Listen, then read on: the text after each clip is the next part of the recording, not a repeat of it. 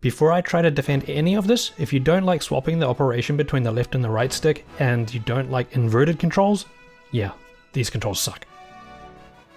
Alright, so with the release of the 18 Plus Nintendo application in Japan, we finally have access to GoldenEye and Jet Force Gemini, which is a childhood favorite of mine. So if we just have a quick look at the original N64 application in Japan here.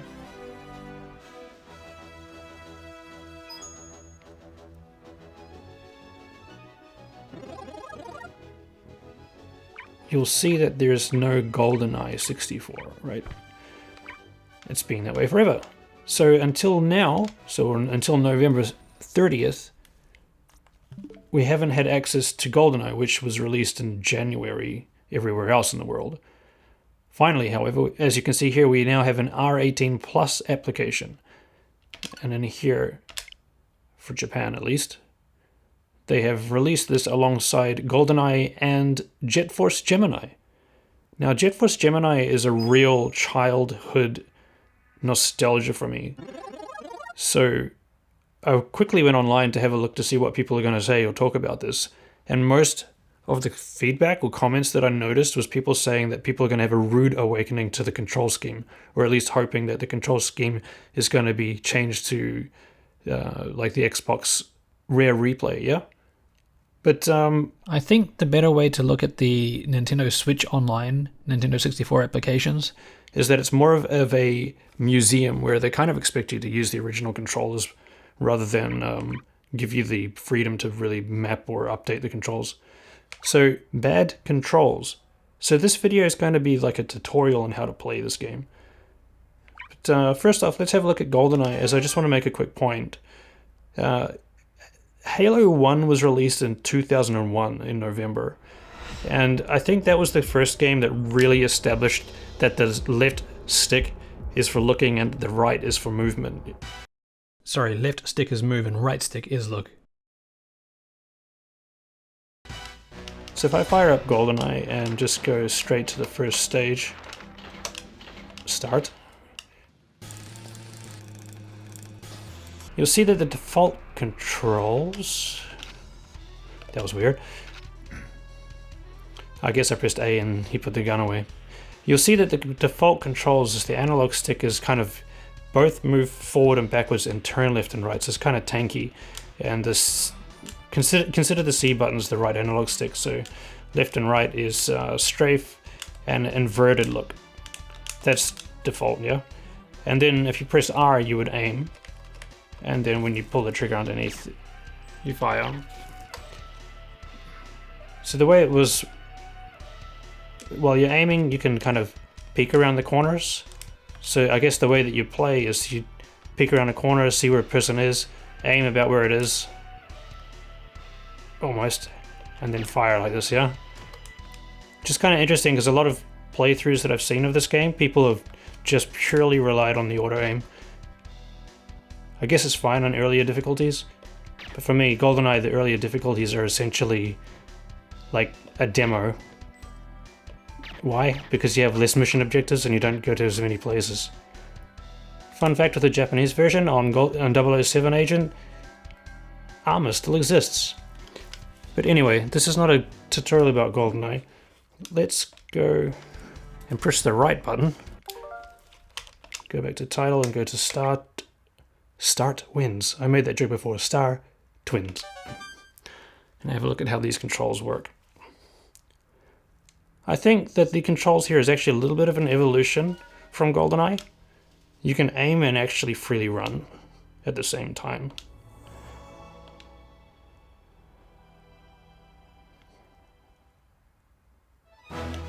Ooh, looks like I put it on widescreen mode. That's better. Alright, let's go into the game, and I'm going to choose Juno for this one. Unfortunately, I can't skip any of the cutscenes in real life, so I'll do it in post.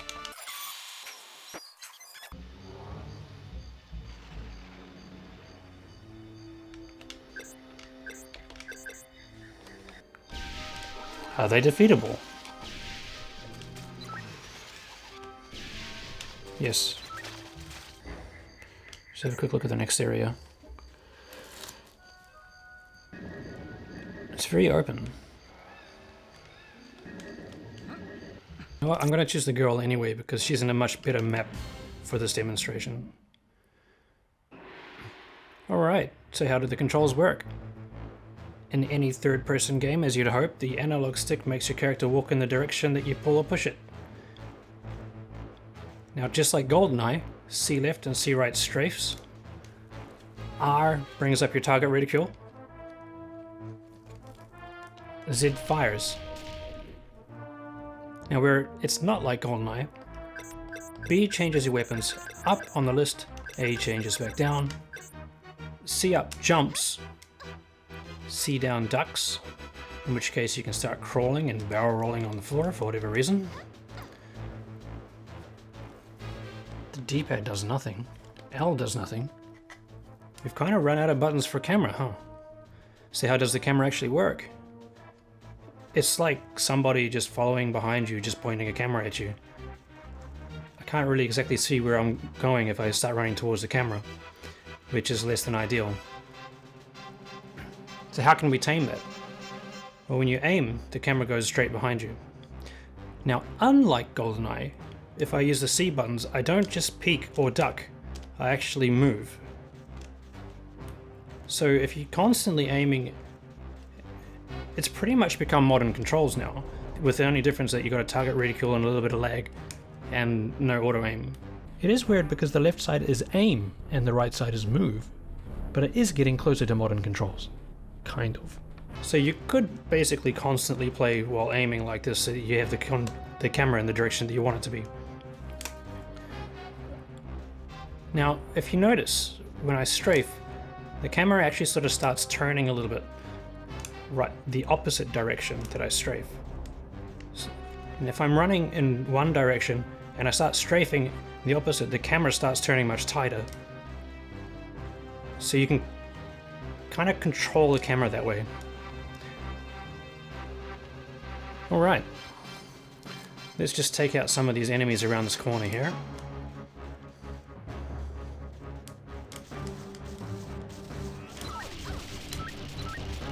Freaking shields, I had to shoot at the feet.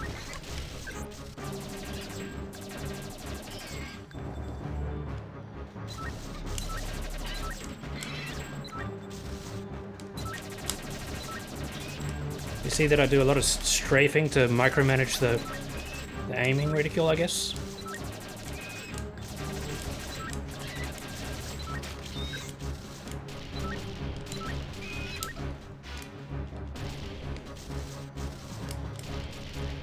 See, one thing that the controls are, I guess, a little bit unco, but the difficulty of the game knows that. So if they improve the controls, the game would just be easier than the, I guess, the original intended difficulty, yeah? Alright, so let's have a look at the difference between not incorporating strafe and incorporating strafe when I around this corner. So I can't really see what's ahead of me. There was the enemies that could have been start shooting at me, and I'd have to start aiming and stuff. Yeah. Doesn't seem so bad, but it's a little bit too delayed. So let's incorporate strafing. So now I can basically see around the corners as I turn around them. Which is so much better. And again, the alternative way is to just constantly aim and play with the so-called modern style controls. Now, if you've noticed, when I'm aiming, it is inverted. So if your argument that inverted controls suck, well, you've won already. Because if I have a look at the options and go to control, all you have is type 1 or type 2. There's no invert option. As for type 2, I highly do not recommend it. B becomes duck, A becomes jump, C up and C down changes weapons. So it's only changed these two buttons. But when I'm aiming, I can strafe but there's no way to run forward or backwards. So yeah, don't play Type 2.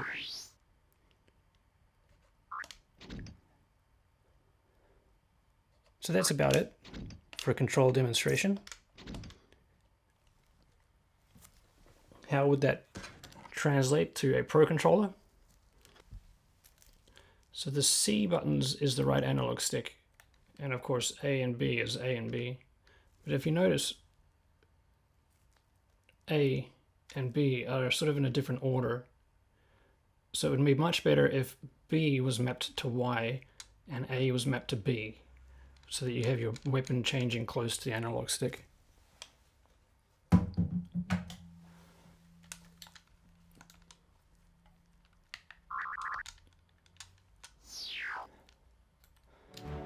So it kind of works the same. I'm aiming with this button here, and I'm firing with this button here.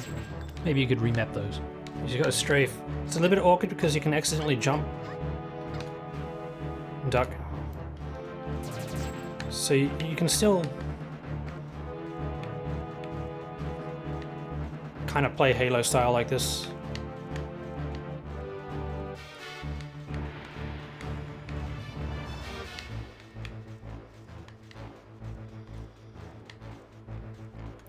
And you can still strafe around the corners. You just have to be more careful. So with a little bit of play with that, you'd probably get used to it. But I think the biggest learning curve for most people will be the fact that the aim is inverted, if you've always been playing non-inverted. Now if you're like me and you grew up with the N64, you probably still play everything inverted because that's just the way that you started gaming in the first place, or started 3D gaming anyway. Alright, I hope that's informative. And every time I look at this, I'm reminded that this vibration in here is so much stronger than this one. So one other thing that I'd like to address is widescreen mode. The game has a widescreen option, but the problem with it is it not only increases the aspect ratio for widescreen, it also letterboxes it. So you'll see as soon as I change this to on, all geometry just gets squashed. So all squares are now hideous rectangles, and this up and down just scrolls this up and down like this. So I guess in post I could re-stretch it. If your goal is just to record it, stretch it out, and have people enjoy a widescreen presentation in your recording. But that squished aspect, just if you're playing by yourself, I just can't. So I guess for you, if the lesser of the two evils is the geometry, don't go widescreen. Oh, I just can't.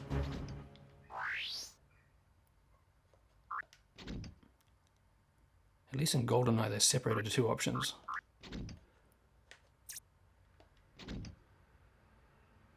Ah, correct geometry. Much better.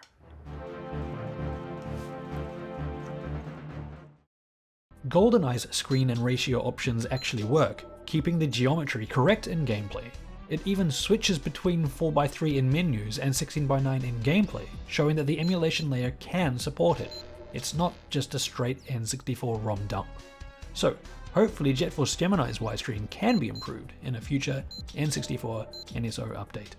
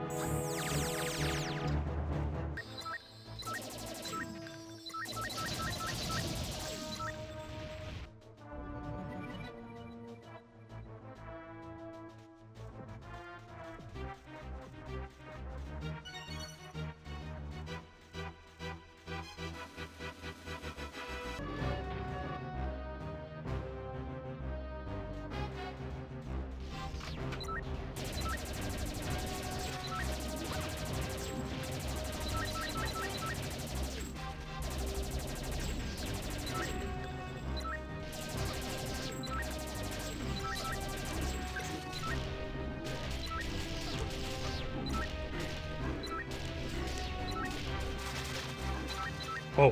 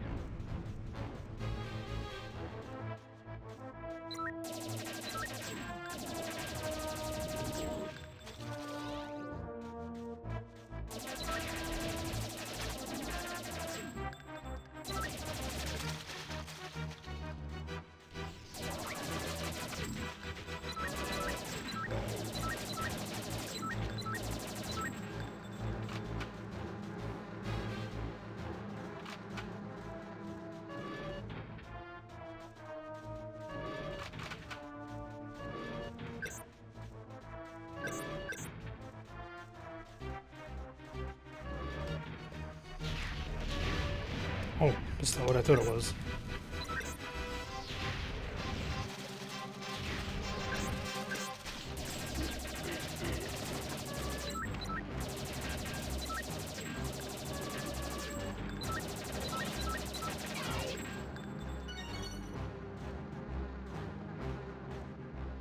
Still red.